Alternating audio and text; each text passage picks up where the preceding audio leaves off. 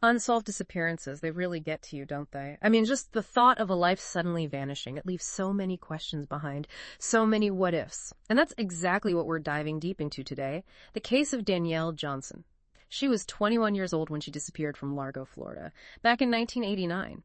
It's a case that has haunted investigators and families for decades. We got a lot to work with on this one. Court documents, police reports, news articles, even a whole episode of a true crime podcast dedicated to Danielle. Our mission today, to try and piece together the fragmented information about Danielle's disappearance and see if it connects to the disappearance of two other women, Margaret Dash and Retha Hires, and the link between all three, a man named Cleveland Hill Jr. It's crazy. The more we find out about Danielle's life before she vanished, the more questions pop up. It's like trying to solve a puzzle where someone's deliberately hiding some of the pieces. Okay, so where do we even begin? What do we actually know? It's April 4th, 1989. Danielle's on her way to a college class. Seems like a pretty ordinary day, right? But then she just never makes it to class, never comes home. And that's where Cleveland Hill Jr. comes in. Much older than Danielle. Married. Danielle was in a relationship with him. Actually, her parents didn't even know about it until Danielle showed up with a brand new car. It was a gift from Cleveland. $22,000. Whoa, $22,000 for a friend. Seems like there was something more going on there, wouldn't you say? Oh yeah, for sure. He was also giving her large sums of cash. $600. Twice a week. Her parents were super worried. They kept telling her she needed to end things with him.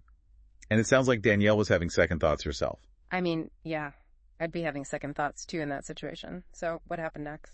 In the days right before she disappeared, Danielle told her dad that she was scared of Cleveland. He had threatened to make people disappear. Mm-hmm. And he even confronted her father, saying, "You better enjoy your daughter because this may be the last time you see her." Oh, wow. That's chilling, especially knowing what we know now. So, what happened after Danielle vanished? Did the police suspect Cleveland right away? Well, it gets a little murky. A handwritten letter shows up, supposedly from Danielle.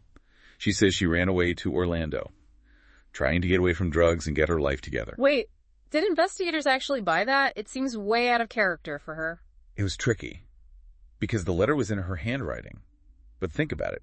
Orlando is a 2.5-hour drive from Largo, and her car was found abandoned locally, not in Orlando. Plus, her room was totally untouched. It didn't look like someone packing up to run away. It definitely doesn't add up. So her parents went to the police, right? Yeah.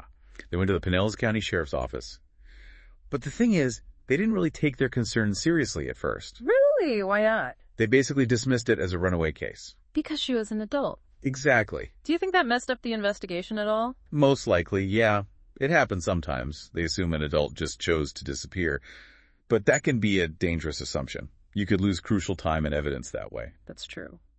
Speaking of evidence, what about Danielle's car? Right. It was found abandoned in the parking lot of a fast food place. The same day she disappeared. Yep. But not in Orlando, right? Like the letter said, it's like certain details are contradicting the story in that letter, almost as if someone is trying to steer the investigation a certain way. Yeah, it's definitely suspicious. And the details about the car are even weirder. It got towed away. Someone called the tow truck company claiming to be Johnny Bailey. Said the car was disabled. Johnny Bailey? That's awfully generic. And super convenient that they called before the police were alerted. So, did they ever find this Johnny Bailey? Could it have been Cleveland? That's what investigators wanted to know. But they couldn't find anyone with that name. And get this, the only thing wrong with the car was a loose battery connection. A loose battery connection. Yeah, like a super easy fix. It makes you think someone wanted it gone. Quickly and quietly. Before anyone could find it. Okay, so, where does Cleveland fit into all this? What did he say happened to Danielle? When the police questioned him, he denied any romantic involvement, said he was just friends with Danielle, and that she might be in Orlando because of drugs, just like the letter said. Friends, really? With the expensive gifts and all that cash? Come on. Yeah. And he even brought up Orlando too, just like the letter. It almost seems like he was trying to make the story fit what he wanted the police to believe. It does make you wonder. And here's the kicker.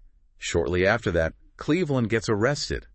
What? Drug trafficking. Wow. What are the odds? That's a huge coincidence.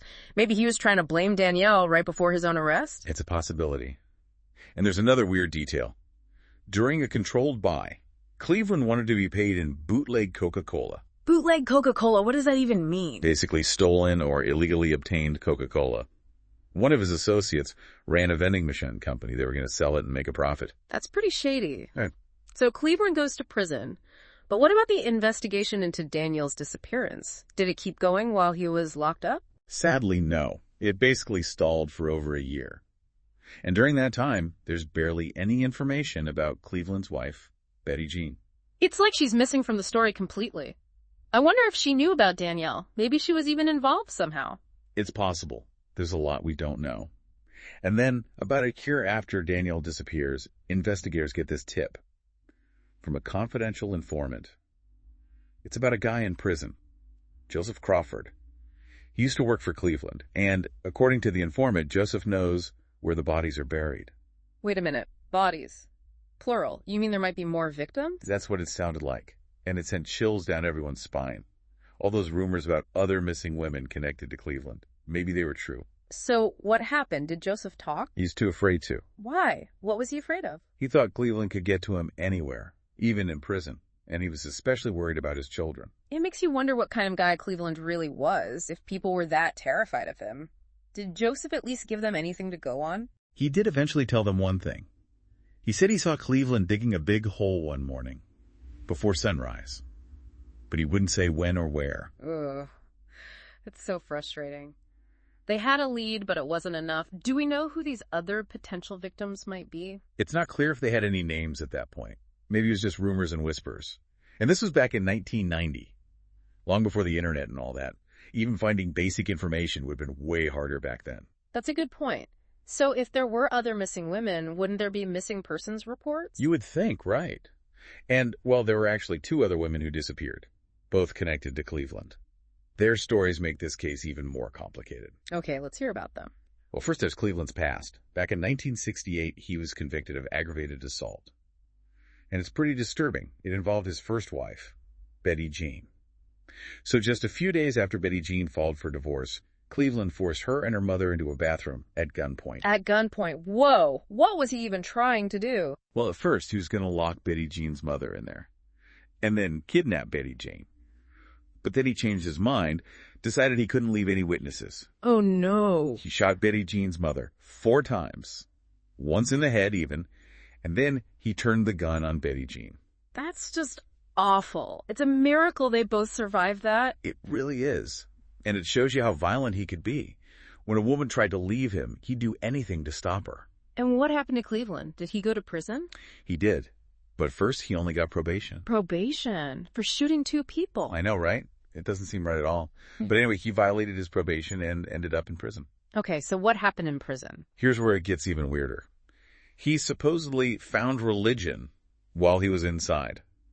Even became a preacher. A preacher? After trying to kill his wife and mother-in-law? That's crazy. It's kind of ironic, don't you think? Especially since this was around the time he met Margaret Dash. A woman who would later disappear. So we've got a convicted felon turned preacher who starts dating a woman who later vanishes. It's a pretty suspicious pattern. It definitely raises some red flags.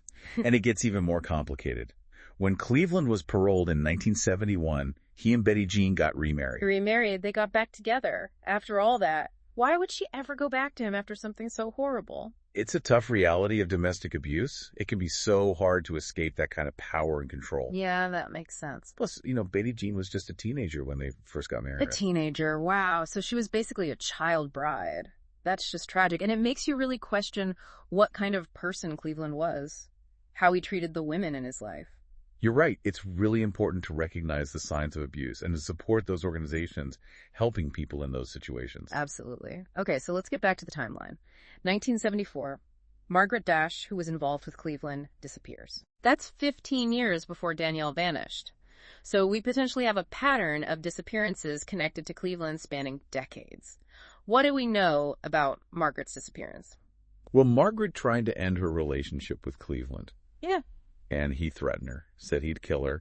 And just like with Danielle, Margaret's car was found abandoned later. Okay. And what did the police do? They closed the investigation after just 2 weeks, even though her husband was begging for help. 2 weeks? That's insane, especially with everything that was going on. You have to wonder if they didn't do a thorough job because she was a woman. Yeah, it's a good question. There might have been some bias there. So what happened to her husband? Did he give up? No way. He refused to give up. Leon, her husband, spent years hiring private investigators. He even followed Cleveland around for a whole month. He was desperate to find out what happened to his wife. It's heartbreaking. He had to do the police's job for them because they wouldn't do it themselves. Yeah. And it's amazing what he uncovered. He got a tip in 1992 about possible burial sites on some property that Cleveland owned. Wait a minute. Burial sites? Yep. And remember, Cleveland had an excavation business, so digging a hole wouldn't be that weird for him. True. So Leon was essentially playing detective years before Danielle even comes into the picture. Yeah. This case was building for a long time. It seems like it. And then there's Rutha Hires. She vanished in 1982, 8 years before Danielle. Was she connected to Cleveland too? She was. Rita had been involved with Cleveland before she got married, and her husband thought they weren't seeing each other anymore.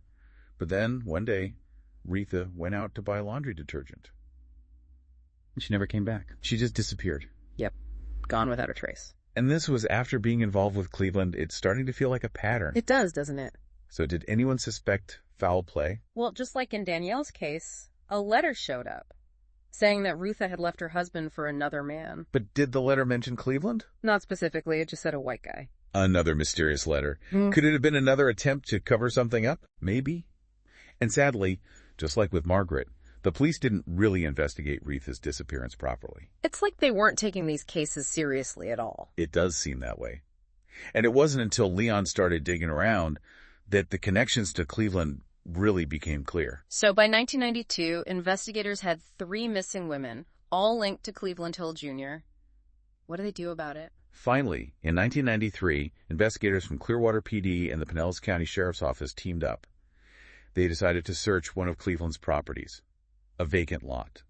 They spent 3 days digging, hoping to find some trace of the women. After all those years of not knowing, those families must have had so much hope. Did they find anything? Nope, nothing, just trash. Oh, that's so sad. Another dead end. It was. A devastating blow for the families. And around the same time, Cleveland was sentenced to 19 years in prison. For the drug charges. That's right. So the search for the missing women goes on, but Cleveland is behind bars for a different crime.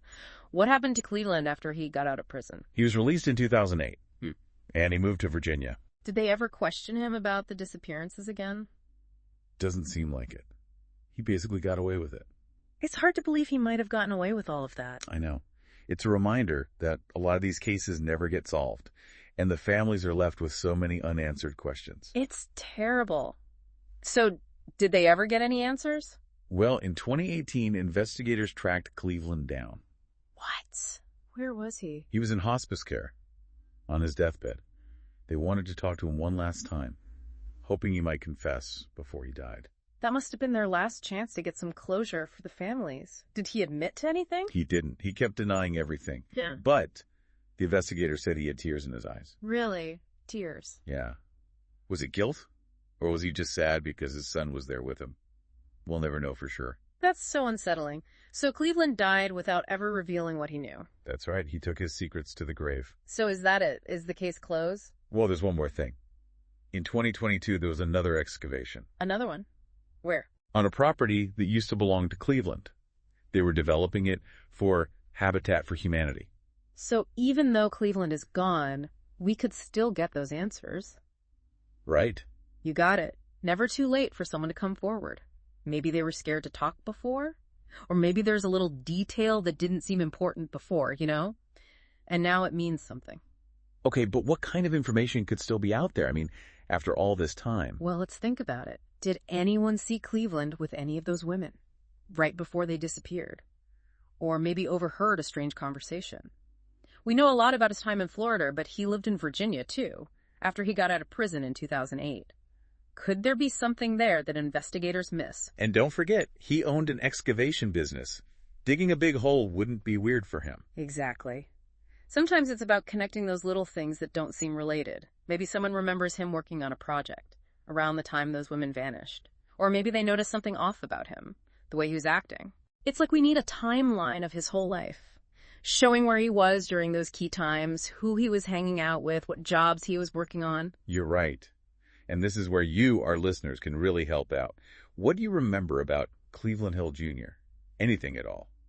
Even if it seems small or unimportant, it could be the missing piece of the puzzle. So if someone does have information, who should they call? We'll put the contact info for the Pinellas County Sheriff's Office and the Clearwater Police Department in the show notes. No matter how small the tip is, it could help. It's crazy to think about how long Cleveland got away with this. He caused so much pain. But it's amazing how strong those families have been. They never stopped looking for answers. Their strength is inspiring. And even though things seem bleak, there's still hope. Really? What makes you say that? Well, remember that true crime podcast we talked about? They made a good point there might be more to find. Like that Johnny Bailey guy who called the tow truck for Danielle's car. What if it wasn't Cleveland? What if he had help? And those letters. Did Danielle and Retha really write them? Or was someone trying to trick the investigators? Yeah, all those inconsistencies make you think there's still stuff out there to discover. Exactly. And we can't forget about the possibility of more victims. Cleveland was violent and controlling. What if there are other women who disappeared? The podcast suggested we need to look at his whole life, see if any other connections pop up. This case is so complex. It's about domestic violence, missing persons, the police not doing their jobs, and how trauma affects families. It's a lot to take in. It is heavy stuff. But even in all this darkness, there are some bright spots. DNA technology is getting better all the time. Maybe they can retest old evidence and find something new. And when people get interested in cases like this, it helps. Sometimes just hearing the story again can jog someone's memory, or someone might finally feel brave enough to talk. That's true. I've seen it happen before with cold cases. It's those little sparks of hope that keep us going. And even if the official investigation is stuck, there's still stuff we can do. We can talk about it. Keep the story alive. Support the families. And if anyone has information, they need to tell someone. Sometimes it just takes one person, one tiny detail to change everything. You're absolutely right. The truth has a way of coming out, even after all these years. So what can our listeners do? How can they help? Tell people about this case. Talk to your friends and family. Maybe someone knows Cleveland Hill Jr. or the places where he lived. Remind them that any detail could be important. And if they have any information, they should contact the authorities. We'll have all that info in the show notes. We've learned a lot about this case today, and it's clear the search for answers isn't over. We might never know what happened to Danielle Johnson, Margaret Dash, and Retha Hires, but we can honor their memory by keeping their story alive, by encouraging more investigation, and by never giving up hope. Maybe someday their families will finally get some closure. And maybe their stories will change things. Remind us to be more careful, to listen to each other, to support victims of abuse, and to demand more from the people in charge of investigating these cases. This has been a heavy one, but thanks for sticking with us. Keep learning, stay informed, and never stop looking for the truth.